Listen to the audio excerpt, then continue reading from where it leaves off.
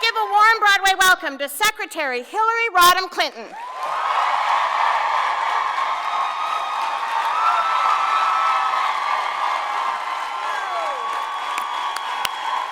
Thank you. Wow.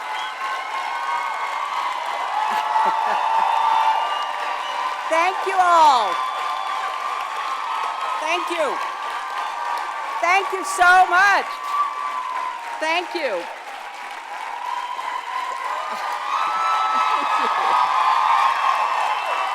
Thank you. Wow, thank you so much. Thanks, Anne. Oh my gosh.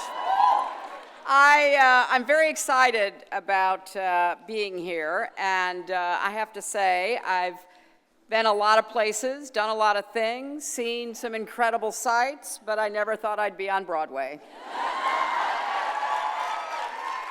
You know, for many reasons. One of which is that I literally cannot carry a tune, no matter how light the tune might be.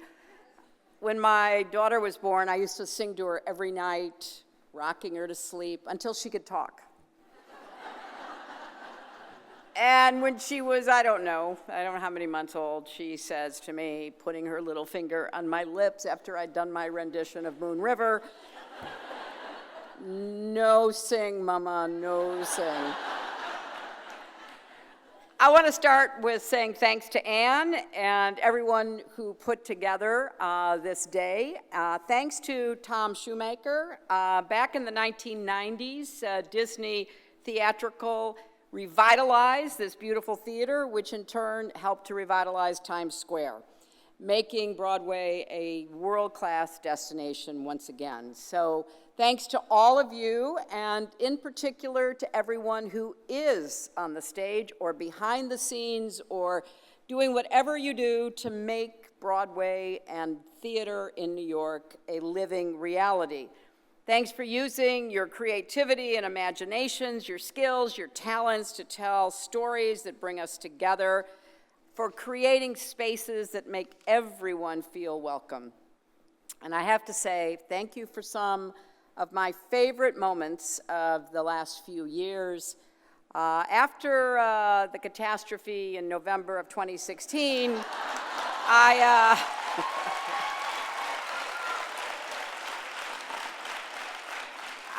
have to confess that long walks in the woods and my share of Chardonnay got most of the attention.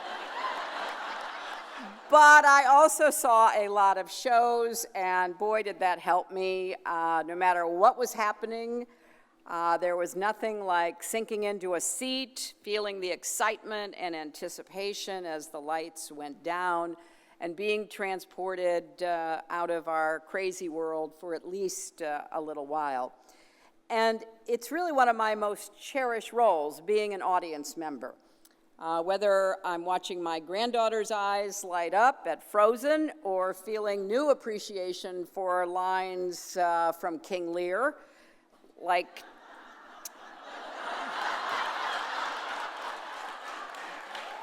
I'll do my best, Glenda, in interpretation here.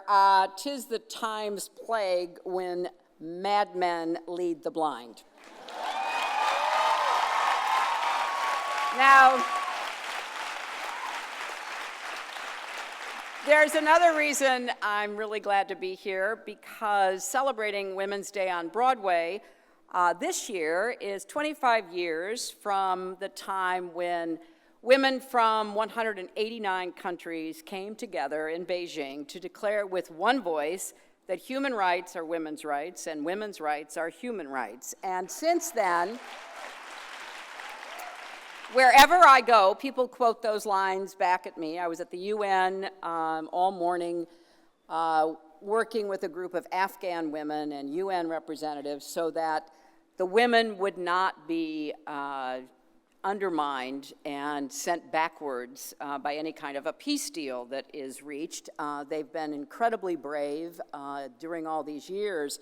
And so I feel a strong obligation to keep talking about the great unfinished business of the 21st century, namely expanding the rights, opportunities, and full participation in every aspect of society by women and girls. And of course, that includes the theater, but it also includes so much of what makes it difficult for women to be full participants in their society. I mean, just to name a few things, for too many women, including those who work the unpredictable hours of theatrical jobs, affordable childcare can be out of reach. And we remain the only country in the developed world without national paid family leave, and more than a quarter of private sector workers don't have a single paid sick day, which is complicating how we're going to respond to the threat of the coronavirus. And then, of course, reproductive rights face unprecedented threats, and the pay differential never seems to close. And the World Economic Forum found that if we continue at our current pace, it will take 100 years to close the global gender gap. So we literally cannot wait that long. And that means that we need more help and more ideas and more storytelling, because we've got to break down the barriers, many of which are inside our minds. Now, in recent studies, a psychologist named Madeline Heilman found that when a man and a woman compete for a position of authority, there is a clear bias against the women. These studies were carried out with blind resumes. In other words, people were presented two resumes. One said Jane on them, one said Joe on them, but everything else was the same.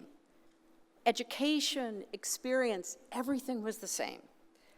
And after looking at these two resumes that had the same qualifications, 86% of the people studied determined the man was more competent. And not only that, based on these resumes, 83% saw the man as more likable.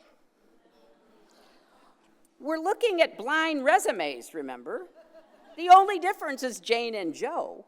But you read about a person who has worked hard and striven and made progress for herself, and the man is more likable, good old Joe, and the woman, Jane,